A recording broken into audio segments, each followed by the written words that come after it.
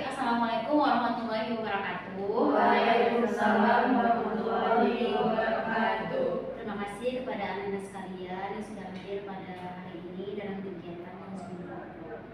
Baik, sebelum kita memulai kegiatan kita pada hari ini, alangkah indahnya kita berdoa terlebih dahulu. Siapakah dari anda yang ingin memimpin doa? Oke, Rofiah, silakan.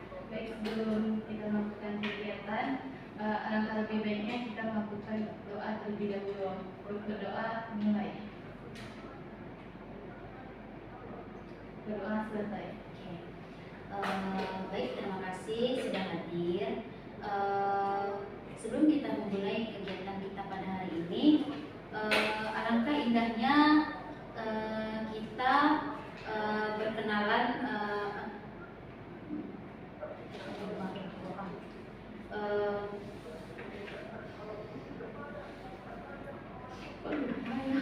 Tenang lah, nggak apa tahu aja nanti di-cut. Iya. Oke, udah. Oke, terima kasih Rofiah yang sudah memimpin doa. Bagaimana kabar anak-anak sekalian? Sehat? Sehat. Semangat? Semangat. Oke, sebelum kakak memberikan apa itu bimbingan konseling, sini ada sudah yang pernah tahu apa itu konseling kelompok? Belum. Nah, jadi konseling kelompok itu adalah satu dari 10 layanan yang dimana di dalam konseling kelompok ini kita bebas ataupun membahas permasalahan yang pribadi gitu. Nah, di dalam membahas hal yang pribadi ini terdapat asas-asas yang dimana ada 4 asas yang harus kita pegang di dalam konseling kelompok ini. Yang pertama itu ada asas kerahasiaan, asas keterbukaan, asas kesukarelaan, dan asas kenormativan. Yang pertama asas kesukarelaan, yang dimana Ananda sudah sukarela datang kemari melaksanakan konseling kelompok dengan saya. Yang kedua itu ada asas kerahasiaan, yang dimana Ananda tidak usah ragu ya tidak usah ragu atau mengutarakan permasalahan Ananda yang alami sekarang. Nah, dimana di asas kerahasiaan ini kita tidak boleh memberitahu siapapun, cukup kita yang di dalam konseling kelompok ini. Nah, nanti Anda sekalian tidak usah ragu gitu, misalnya ada permasalahan keluarga. Nah, di dalam asas kerahasiaan ini ada mencakupi 4 bidang, itu ada bidang pribadi itu bisa permasalahan pribadi, ada bidang sosial, karir, dan keluarga. Nah, yang ketiga itu ada asas keterbukaan, yang dimana Ananda tidak usah canggung-canggung ya mengutarakan apa itu permasalahan Ananda sekalian, karena di sini kita kan dalam konseling kelompok gitu, sama-sama mengentaskan permasalahan kita.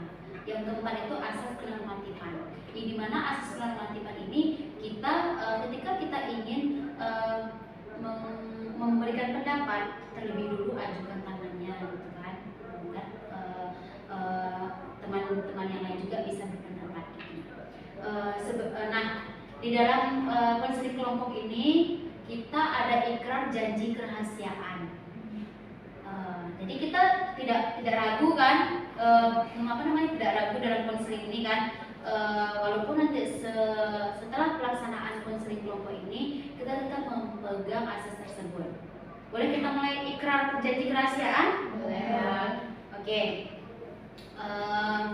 Oke, boleh kita mulai dengan ikrar janji kerahasiaan? Nah, nanti kakak yang mengucapkan boleh ikutin.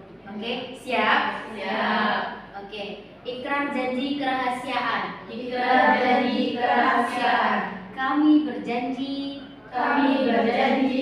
siap dan sanggup menjaga, menerima, menyimpan, dan merahasiakan segala data dan informasi yang tidak boleh dan tidak layak diketahui orang lain. Oke, Oke, sudah tahu ikrarnya kan? Sudah mengerti maknanya? Sudah. Yang dimana ikrar janji kerahasiaan itu ada menjaga kerahasiaan, menyimpan kerahasiaan, dan merahasiakan informasi dan data-data dari teman-teman kita. Oke. Nah, sekarang sudah tahu ikrar janji. Nah, alangkah indahnya kita terlebih dahulu perkenalan dulu lagi ya. Perkenalan dulu. Jadi tak ada pepatah yang mengatakan tak kenal maka tak sayang. Oke. Kakak akan mulai dari saya sendiri. Nanti boleh sebutkan nama, alamat, dan hobi. Oke. Nama, alamat, dan hobi. Oke. Perkenalkan, nama saya Humaira Mustika. Alamat asal dari Aceh dan alamat sekarang di Cendrawasih. Nah, hobi saya itu traveling, shopping, dan apa ya? Itu aja lah. Oke, mungkin sampai. Perkenalkan, nama saya Siti Aisyah, berasal dari Pemunggu. Sekarang ngekos di Jalan Cendrawasih. Hobi badminton. Oke. Perkenalkan, nama saya Berasa Dika, asal dari Padang. Hobi yoga. Perkenalkan, nama saya Yola Ananda Kusuma. Saya berasal dari Kesumen Timur. Alamat sekarang di Bumi Turun, dan hobi saya memasak. Perkenalkan, nama saya Rufika, asal dari Riau. Sekarang ngekos di Jalan Patenggangan. Hobi jogging. Perkenalkan, nama saya Yunita, berasal dari Batu Sangka, ngekos di Jalan Gajah. Hobi traveling. Perkenalkan, nama saya Sandra Azura, berasal dari Payakumbuh. Hobi memasak. Perkenalkan, nama saya Wajida Fahmi, asal dari Sukoharjo, alamat Tanah Pariaman. Hobi hiburan. Oke. Sudah kenal satu sama lain? Sudah. Ada lagi masalah yang lain? Keluarga? Pacar? Kenapa dengan pacar? Kenapa Sandra? Selama itu lama. Kenapa dengan pacar? Hah?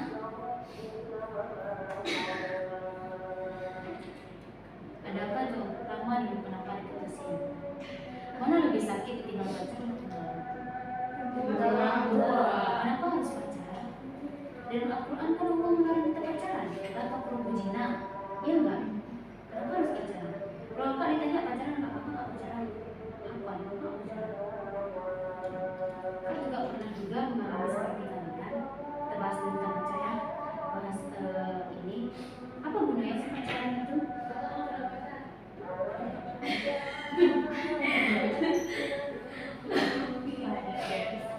Dekat banyak tapi nggak mau pacaran. Kenapa harus pacaran kalau ada yang pacaran itu tidak menguntungkan perempuan, tidak menguntungkan perempuan, ya, tidak menguntungkan perempuan, malah merugikan. Tuh sadar kan? Seberapa cinta kita dengan dia, seberapa sayang kita sama dia. Kalau Allah bukan menakdirkan dia itu bukan yang terbaik, Allah bisa kan? Kalau dia pergi dari kita berarti dia bukan terbaik untuk kita. Kenapa harus pacaran sekarang ini masih semester 1? Kan harusnya kita membahas tentang karir. Aku ini kemana sih nanti tujuannya? Aku ini kerjanya apa sih nanti? Apa yang harus aku banggakan dari orang tua? Tuh, pribadi ya. Apa sih? Kan laki-laki itu banyak besar nafsu. Laki-laki itu berpikirnya menggunakan logika. Tahu logika? Kalau kita berpikirkan logika nggak menggunakan perasaan, hilang begitu saja. Ya enggak? Laki-laki itu berpikir menggunakan logika. Perempuan itu perasaan. Nah, perempuan ini harus bisa-bisa menjaga perasaannya. Tuh.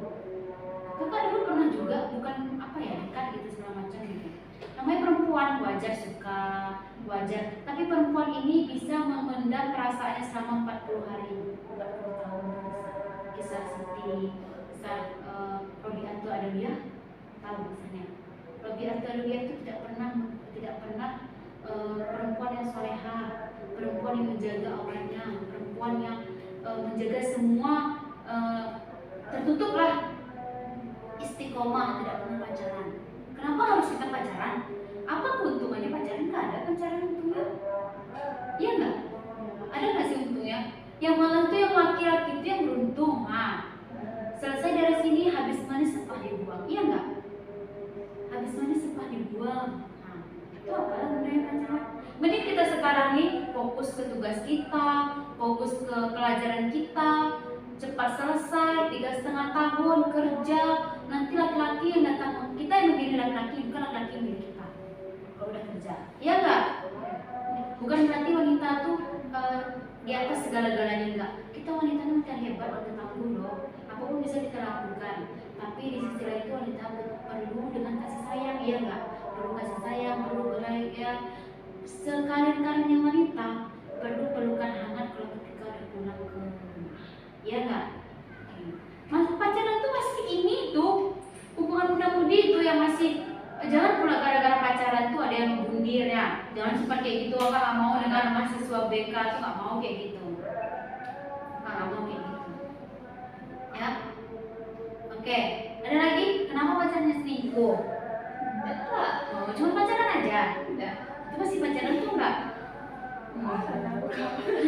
Sandra gila.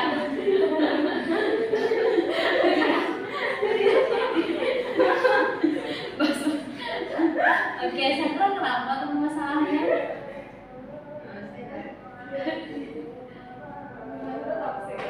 Toksik. Oh, biasa tuh laki-laki itu toksik. Laki-laki itu kan cukup satu. Udah dapatnya yang ini, tinggalnya yang ini cari yang lain. Apalagi masih semester 1 sekarang, masih lama itu. Iya enggak? Masih lama kan? Apa yang mau kita jaga-jaga? Gak ada itu. Kalau memang dia betul-betul dia datang ke rumah menghalalkan kita, bukan mempacarin. Ada teman kakak yang 7 tahun pacaran, ada dengan papa. Terus laki-laki itu pacaran itu cuma sekedar menikah sesuai saja. Nanti kalau nikah tuh bukan cewek yang pacaran itu jadi kan istri. Serius, laki-laki itu tuh udah dia mapan, udah siap menikah, dia nggak mau pacaran itu dinikahnya kecuali mau mencintainya. Tapi jarang kak lihat yang laki-laki yang pacaran itu menikah, jarang kan? Ya mungkin kalau misalnya itu pun tergantung komitmen antara berdua. Ya apa yang mau dibahas tentang pacaran ini? Nah, jadi solusinya apa sih buat Rahmani? Coba, pacaran itu tidak menguntungkan. Yang ada merugi. Siapa yang merugi? Coba Robiah, apa Robiah pendapat Robiah tentang pacaran gitu? Apakah merugikan gitu? Apa untungnya coba? Tidak ada untungnya. Yang ada tuh meruginya. Adik apa? Kasih sarannya kepada itu. Jangan pacaran dulu, ya kan? Jangan pacaran dulu. Karena masih semester 1. Nah nih, udah kalah kakak nih buatnya. Oke, ada yang lagi ingin dibahas tentang lain? Tugas tadi, tentang tugas. Nah, komunikasinya dengan, gimana cara berkomunikasi dengan apa namanya tadi? KP. Nah, coba apa tuh pendapatnya dari adik Claudia? Mungkin hubungannya kurang bagus gitu, takut Robiah kurang dekat gitu. Gimana solusinya? Ada yang tahu solusinya? Kita mengentaskan permasalahan bareng-bareng nih. Terus ada Pak Rahman? Nggak ada. Biasanya KP itu kan bukannya konseling kelompok ya? Enggak. Iya, kakak pembimbing kan. Biasanya kakak pembimbing itu yang membimbing kita, yang mengarahkan kita. Emang ada kakak pembimbing yang seperti Robiah lagi? Ada. Semua gitu. Yang enggak itunya. Mungkin itu miscommunication antara mungkin mereka punya kesibukan yang lain gitu ya.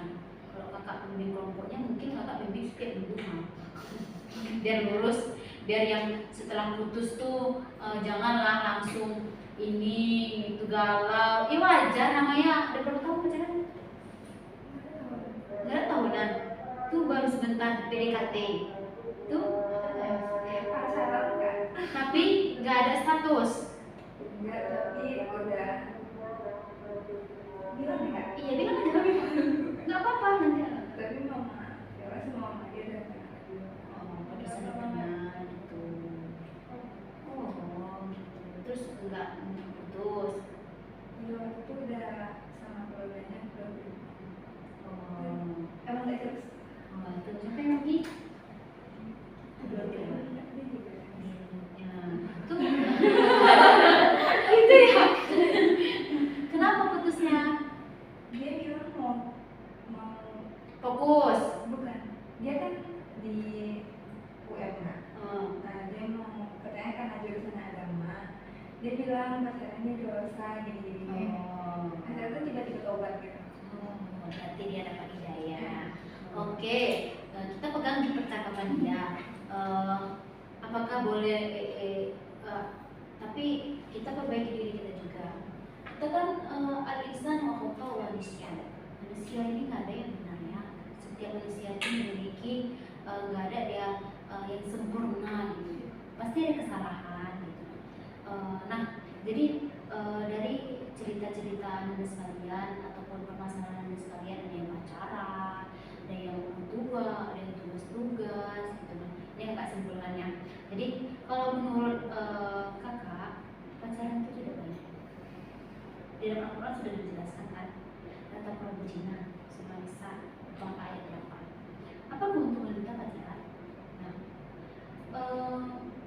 yang ada tuh yang rugi itu perempuan. Iya, perempuan yang rugi. Iya enggak? Perempuan yang rugi kan? Kenapa enggak kita memperbaiki diri kita dulu gitu? Kenapa harus pacaran gitu? Nah, laki-laki kenapa enggak kita carilah aktivitas yang lain gitu? Nanti kan bisa taruh 3 bulan langsung nikah. Memang yang tren-tren sekarang ini ya pacaran ya kan, rayain ultah bareng doi, nggak ada gunanya.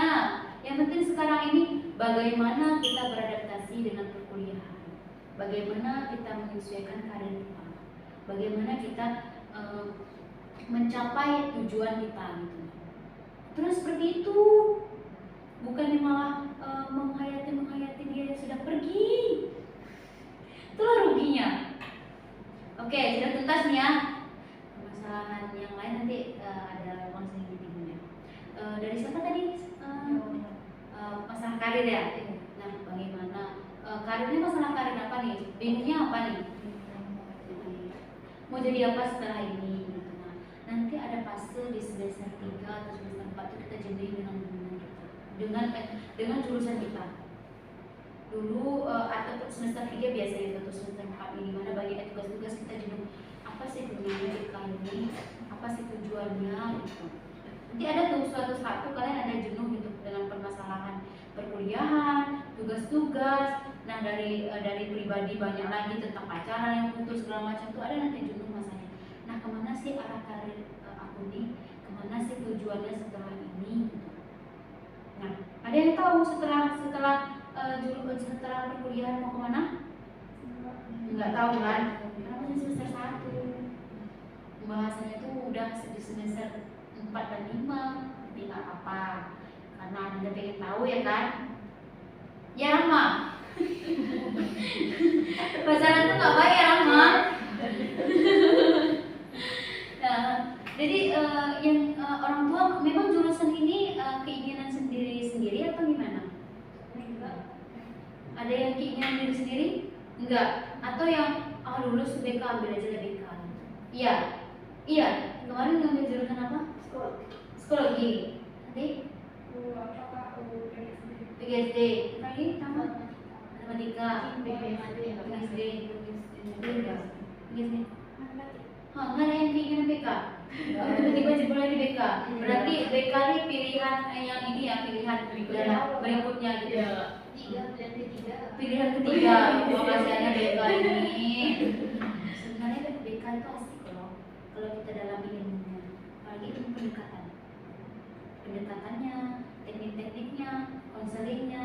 Nanti kalian akan merasakan, oh ternyata jadi orang BK itu gini. Kita tahu orang mana yang bohong, orang suka kita, mau orang suka kita. Ada tekniknya. Belum perlu kita pelajari. Ini ya sekarang tekniknya. Nah, jadi di dalam konseling kelompok ini kita ada teknik, ada dari pacaran tadi, cognitive behavior therapy. yang dimana dengan cognitive behavior itu kita mengubah mindset kita menjadi lebih baik lagi. Jadi kan pacaran itu setelah putus jadi apa? Itu kan cognitive behavior, berpikir yang rasional ke irasional, berpikir yang tadinya pacaran selalu pacaran terus sekarang berubah menjadi positif, berarti rasional pikirannya. Nah, yang kakak udah jelaskan tadi, nggak ada keuntungannya pacaran itu gitu. Nah, jadinya kita cinta, apapun kuberikan kepadamu, kan gitu biasanya. Asalkan kamu mencintaiku, nah itu bahasa puitis sekali itu ya kan. Nggak ada untungnya.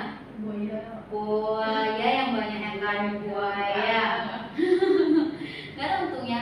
Nah, kita bisa mengubah pikiran kita dari irasional ke rasional. Irasional itu berpikiran yang negatif, rasional itu pikiran yang positif. Nah, kita bawa mindset kita ini ke pikiran yang positif. Kita kan masih semester 1. Nah, kenapa harus urusan pacaran? Memang transisi dari SMA atau kuliah itu memang banyak gitu.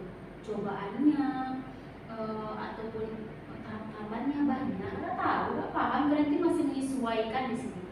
Menyesuaikan gimana keadaannya di sini. Nah, dari yang dulu yang selalu ketemu dengan doinya tuh tiba-tiba LDR, tuh doinya selingkuh. Nah, kan gitu biasanya tuh. Iya, biasanya kayak gitu. Nggak tahu. Nah, coba kita bawa pikiran kita nih yang positif. Aku tujuannya kepada ini sekolah, jurusan BK loh. Kita tuh harus tahu mana laki yang betul, mana laki yang tidak betul. Kita tahu nanti. Makanya kita harus apalagi kita kaitkan dengan teori CBT. Pendekatan yang kakak gunakan di CBT. Jadi pemikiran Ananda ini yang banyaknya yang irasional deh. Nggak positif, yang banyaknya masih main-main. Iya enggak? Iya kan? Main-main kan? Padahal tahap Ananda dewasa awal itu dewasa yang menggali gimana ya ke depannya, apa yang harus dilakukan ke depan itu. Nah, tujuan BK ini apa sih? Apa sih nanti yang dilakukan BK ini? Kan masih meraba kan? Kok malah berpikir tentang pacaran, terus tuh masih galau-galau, nggak paham, nggak tahu. Makanya pemikiran nanti harus dipositifkan, cognitive behavior, cognitive behavior. Ini yang teori yang gunakan di sini. Dari pemikiran rasional, irasional ke irasional. Nanti belajar tuh di dalam TEPAK nanti kalian belajar tentang TEPAK. Nah, pendekatan apa yang digunakan? Yang kakak gunakan ini pendekatan cognitive behavior. Oke, paham? Ada yang ingin ditanyakan lagi dari permasalahan yang tadi? Coba satu-satu dari kalian cari mengutarakan dari permasalahan yang tadi itu, apakah itu apakah itu harus ditinggalkan atau gimana gitu kan? Dari pacaran itu, misalnya pacaran tidak menguntungkan kak. Pacaran itu merugikan. Pacaran itu tidak membuat kita selalu fokus dengan perkuliahan. Iya enggak? Iya. Nggak ada gunanya kan? Ada nggak sih gunanya? Nah, jadi kedepannya kita harus gimana? Apa sih kak? Biar kami nggak pacaran lagi gitu. Tetap jaga diri, tetap istiqomah, perbanyak ibadah, perbanyak sholat sunnah, tahajud, duha. Kan bisa. Yang nggak biasa tahajud itu biasa tahajud 2 rakaat saja, nggak banyak.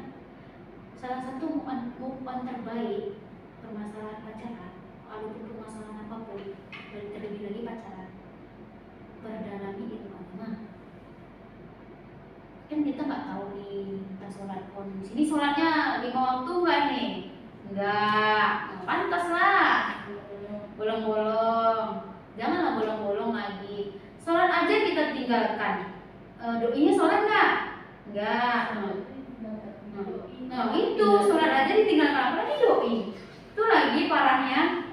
Jadi apa gunanya? Nggak ada gunanya kan? Nah, yang coba yang ada lagi tuh yang sholatnya terus nanti diimami. Aduh, belum pun halal dan diimami nggak kan? Ada nggak gitu? Jadi itu apa sih fungsinya, bermanfaat nggak? Mending kita mengupgrade diri kita ini menjadi lebih baik lagi. Aturan Ananda ini harus fokus dengan perkuliahan Ananda gitu. harus fokus dengan jenjang karir apa yang harus dituju selanjutnya. Bukan masalah pacaran. Aduh, laki-laki itu banyak perangainya. Tahu perangainya kan? Banyak tuh bacotnya kan. Bacrit bahasa ibunya banyak bacotnya. Laki-laki itu setelah dia udah mendapatkan perempuan ini, dia kurang puas. Nafsu laki-laki itu lebih besar daripada perempuan. Itulah bahayanya. Tapi kok mau masih pacaran?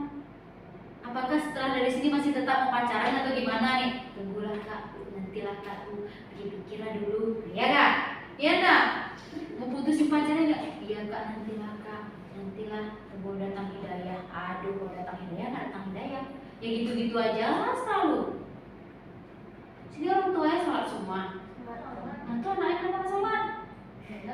Sholat tapi subuh tinggal, asar tinggal.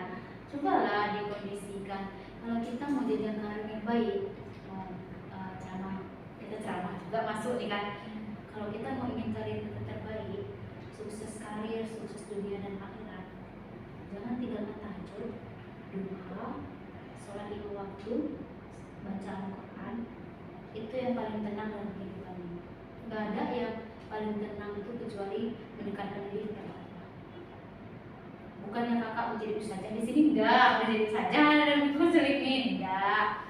Itu dari pikiran Ananda yang tadinya berpikir negatif kita ubah ke positif, ya enggak? Cognitive behavior, ya. Dari yang berpikiran irasional kita ubah ke rasional. Setuju? Setuju. Masih ada yang lainnya, permasalahan yang lain? Nah, tadi ada temannya yang mengungkapkan permasalahannya tentang adaptasi perkuliahan. Nah, ada yang tahu permasalahannya bagaimana tuh?